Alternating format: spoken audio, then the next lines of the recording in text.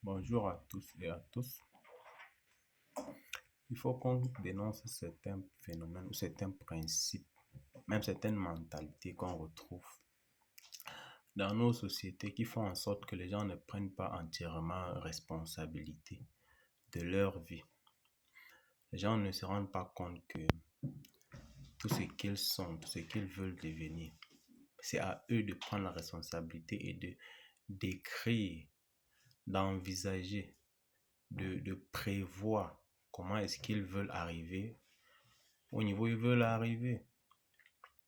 Je parle toujours selon les expériences personnelles. C'est que dans mon cas particulièrement, il y a eu un moment où je me retrouvais dans un pays quelque part là où c'était très dur, très très dur, où je n'ai pas pu manger, même à boire, je n'avais pas à boire. Et il y a des gens que j'ai contactés, sur qui je comptais effectivement. Genre, je sais, c'était comme on dirait, des gens que je pensais pouvoir compter sur leur soutien, peu importe les difficultés dans lesquelles je pouvais me retrouver. Et ils ne pouvaient pas m'aider.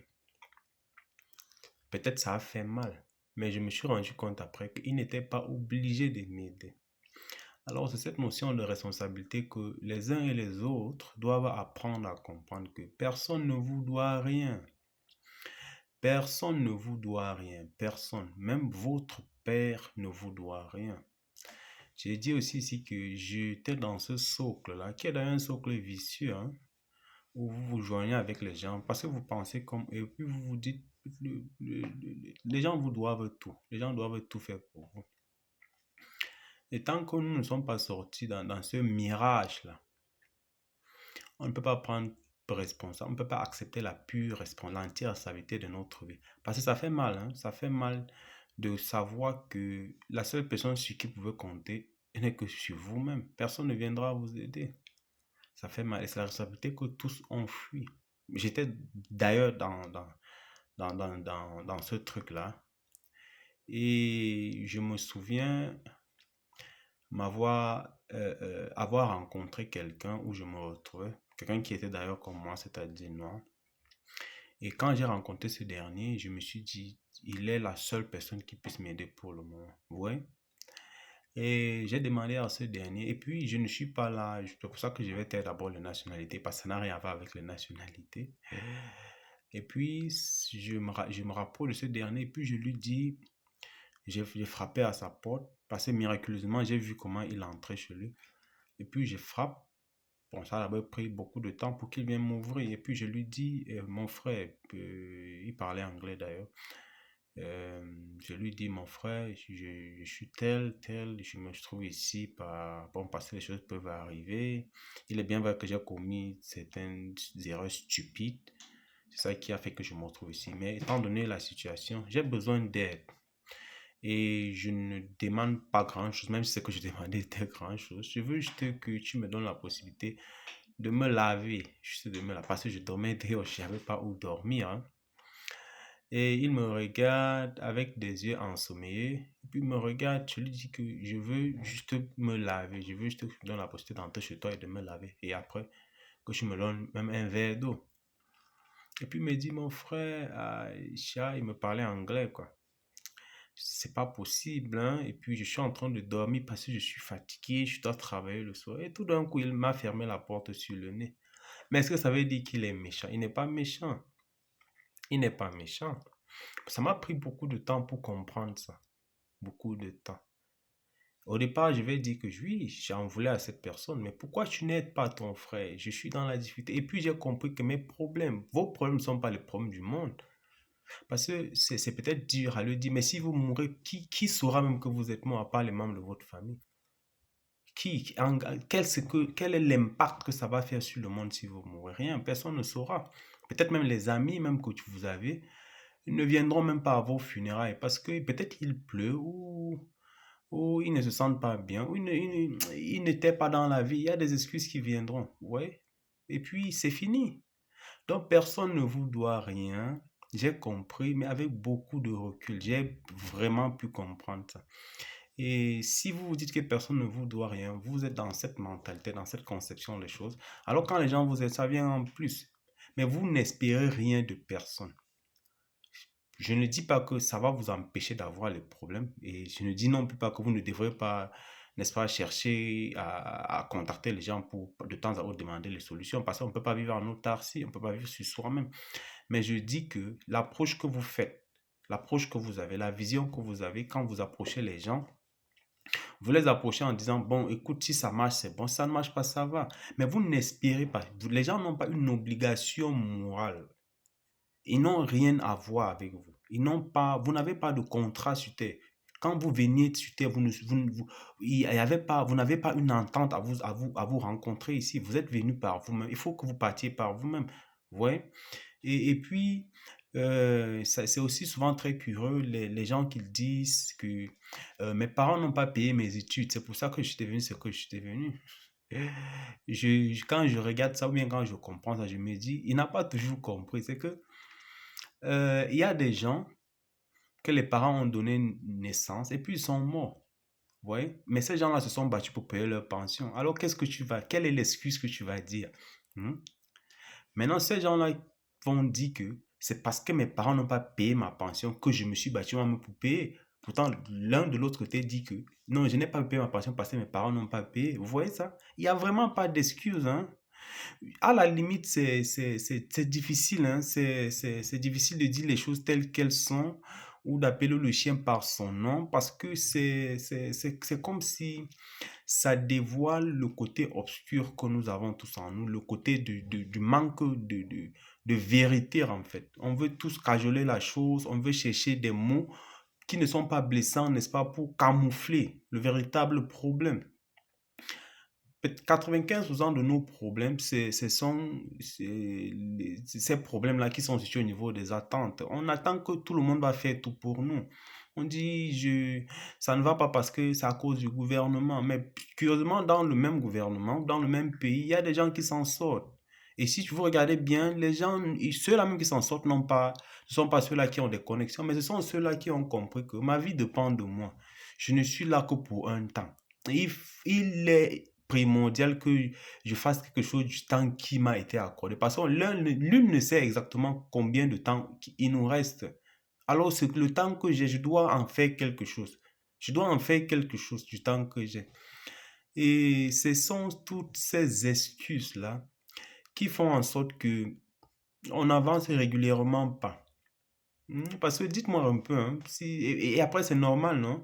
Si vous donnez toujours le tort à tout le monde, mais quelle est la motivation que vous aurez à vous-même pour essayer à commencer à prendre les décisions? Et puis si vous donnez du tort à tout le monde, et comme vous ne pouvez pas changer tout le monde, alors vous êtes condamné à rester comme vous êtes. Vous ne pouvez pas changer les gens. Et si de temps à autre vous trouvez toujours la possibilité, les moyens de donner du tort aux gens, sans toutefois vous pointer du doigt, sans toutefois vous pointer, réalisez que vous êtes le seul problème, vous êtes la seule cause à tout ce qui vous arrive. Alors, c'est garantir, hein, vous ne pouvez pas changer. Il y a deux possibilités, hein. Vous pouvez soit choisir les excuses ou soit choisir de changer. Vous avez le choix entre, mais vous ne pouvez pas choisir les deux. Parce que l'excuse ne vous donne pas le résultat. Mais si vous prenez la décision, l'engagement, ça vous donne le résultat. Vous voyez? Ça a toujours été une question de choix personnel, individuel. Personne ne vous doit rien. Et personne n'est même à la base votre frère, votre ami, même votre mère. Tous les gens que vous rencontrez, euh, peu importe même les expériences que vous rencontrez, vous avez avec ces personnes-là. Ils sont là juste que pour vous enseigner, hein. Ils sont là juste pour vous enseigner, afin que vous deveniez la meilleure version de vous-même. Maintenant, les gens vont rencontrer des situations, ils vont se morfondre, et peut-être d'autres même se ôtent la vie par rapport aux différentes difficultés qu'ils rencontrent. Mais ils ont refusé de comprendre que dans ces difficultés qu'ils rencontrent, il y a une essence qu'il faut copier, il y a une leçon, parce que rien n'arrive au hasard. C'est la leçon qu'il faut copier. C'est pour ça qu'il n'y a pas d'échec, il n'y a pas de réussite. Il y a des leçons qu'on apprend. Il y a des leçons qu'on apprend. Je me rappelle aussi quand Ford, le fondateur de la marque Ford, les voitures Ford, il dit qu'il a échoué plus de 10 000 fois. Mais la façon dont il définit l'échec, c'est que il y avait 10 000 possibilités d'essai. Il a usé toutes ces 10 000 possibilités d'échec-là. C'est à la fin qu'il a trouvé le véritable moyen. Donc, il a essayé 10 000 fois. Vous voyez que tout se situe au niveau de comment on conçoit les choses, hein. C'est un jeu plus de l'esprit que physique. C'est un jeu de l'esprit, c'est un jeu de la mentalité, c'est un jeu du caractère. Vous allez rencontrer même les gens qui rencontrent le même problème. Sont nés dans le même pays, ils ont les mêmes politiciens, ils ont le même problème d'électricité, le même problème d'eau, les mêmes fléaux sociaux. Mais curieusement, un s'en sort, l'autre ne s'en sort pas. Ils ont la même éducation, mais pourquoi? Ce n'est pas la chance, ce n'est pas de la magie. Parce que si on revient, on dit que c'est une question de chance, ça voudrait dire que il y a quelque chose quelque part. Si on admet que, bon, par extrapolation, le concept de Dieu, ça veut dire que la chance favorise quelqu'un et refuse d'en favoriser une autre, qui n'est pas vrai parce qu'il n'y a pas d'inéquité. Les choses sont telles qu'elles sont et les choses arrivent parce qu'il y a un ordre mondial qui suit. Alors si je reçois quelque chose, ça veut dire qu'à quelque part, je mérite ce que je reçois. Et si tu ne l'as pas, ça veut dire que tu ne la mérites pas. Mais ce n'est pas la chance. Regardons un peu ça comme ça. C'est que si vous basez sur l'expression, bien le phénomène de la chance, qui est d'ailleurs quelque chose que je ne partage pas trop, je ne partage pas trop. C'est comme si vous avez des enfants à la maison et puis vous vous dites, vous avez vos propres enfants, mais vous ne pouvez pas aimer l'un au détriment de l'autre. Vous voyez? Vous ne pouvez pas l'aimer l'un au détriment de l'autre.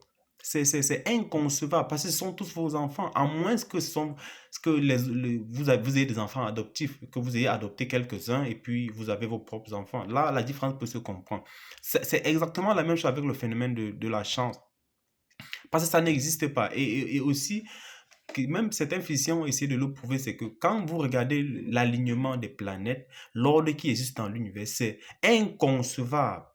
On dit que le placement des planètes et l'ordre, c'est calculé au centimètre près. Ça veut dire qu'il n'y a pas d'ordre, il n'y a pas de désordre. C'est calculé, c'est pris en compte. Vous voyez, cette intelligence qu'il a créée a pris tout en compte. Mais ça ne serait pas inconcevable que dans la création, dans l'univers, il n'y a pas il y a un ordre spécifique qui fait en sorte que les choses fonctionnent telles qu'elles fonctionnent. Mais ça ne serait pas inconcevable que nous, les hommes, on pense que le hasard pourrait exister.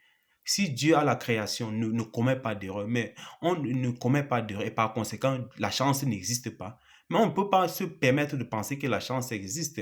Maintenant, ce qui fait problème ici, c'est que on va voir quelqu'un qui a un résultat qu'on veut avoir. Vous voyez? Maintenant, on accumule ça, on n'a pas, on accumule, comme on est prétentieux, on affecte son résultat à la chance. On ne se demande pas, on ne rapproche pas la personne en lui demandant quel est ce que tu as fait pour obtenir le résultat. Parce qu'il y a toujours quelque chose que quelqu'un fait pour avoir quoi que ce soit. Parfois, c'est inconscient. Mais la chance n'existe pas. On mérite tout ce qu'on a. La première étape dans la résolution d'un problème, c'est d'admettre qu'il y a le problème. Et la prise de responsabilité, c'est le commencement de tout, c'est la façade qui ouvre d'autres portes en fait. C'est la prise de responsabilité. Personne ne nous doit rien. Même nos parents, je dis que même nos parents, le plus grand cadeau qu'ils nous ont donné, c'était la vie. Et après ça, ils pouvaient ne même pas nous donner l'éducation. Parce qu'on a vu des gens qui ont été nés et les parents sont partis, mais qui se sont auto-éduqués et après sont devenus de grandes personnes. Alors, quelle est notre excuse? Quelle est notre excuse? Soit on prend des décisions, soit on se crée des excuses. Mais rassurons-nous qu'on ne peut pas avoir les deux à la fois. Vous ne pouvez pas avoir l'excuse et le résultat. Soit vous abandonnez les excuses, vous focalisez sur le résultat, soit vous prenez les excuses et puis vous admirez le résultat que les autres ont. Parce que ça ne sert pas de la magie. Vous voyez? Et il y a aussi cette malconception de certaines choses. Par exemple, comme le talent, en fait.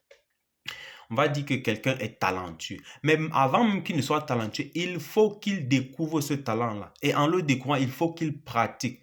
Vous avez déjà vu un médecin chirurgical que ce talent lui a été offert, qui n'a jamais pratiqué. Ça lui a juste été offert, c'est un don. Hein? Vous avez déjà vu un pilote que non, c'est un don. Il est né et puis il a commencé à piloter. Il maîtrise l'objet aérien. Il y a toujours quelque chose que vous devriez faire.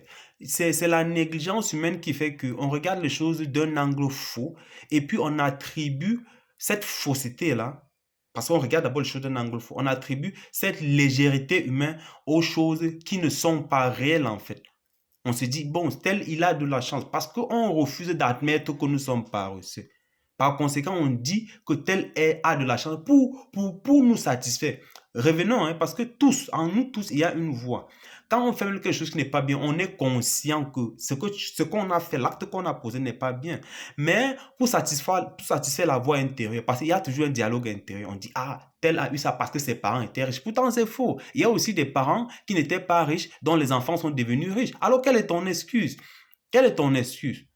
On peut avoir tout ce qu'on veut, mais la véritable question, c'est est-ce que tu connais ce que tu veux avoir? C'est ça. C'est ça. C'est cette façon de penser-là qu'on devrait vraiment intégrer dans notre quotidien. Et surtout comprendre que personne ne nous doit rien. Si quelqu'un vous fait du bien, c'est une valeur ajoutée. Vous dites merci parce que ça va vous aider. Mais si la personne ne peut pas vous faire du bien, peu importe les raisons pour lesquelles, elle ne vous doit rien. Personne ne nous doit rien. Si je m'étais mis à me morfondre, à me dire que, mais pourquoi telle personne ne m'a pas aidé quand j'avais le plus besoin d'aide? Mais c'est comme si j'étais en train de me dire, mais pourquoi est-ce que je ne peux pas comprendre que la personne et moi, on n'avait pas de rendez-vous? Pourquoi je refuse de comprendre cela? Hmm? Et après, retenez une chose, c'est que quand quelqu'un refuse de vous aider, c'est juste qu'il y a quelque chose autour de vous que vous négligez de voir. Il y a une porte déjà autour de vous. Mais puisque vous négligez de voir, cette personne-là refuse de vous aider. Les circonstances vont venir juste pour vous pousser à bout, pour que vous puissiez voir la chose que l'univers ou Dieu voudrait en fait présenter dans votre vie. Alors si cette vidéo a été importante pour vous, n'hésitez pas à me laisser un pouce et à commenter. On se retrouve dans la prochaine vidéo. Merci.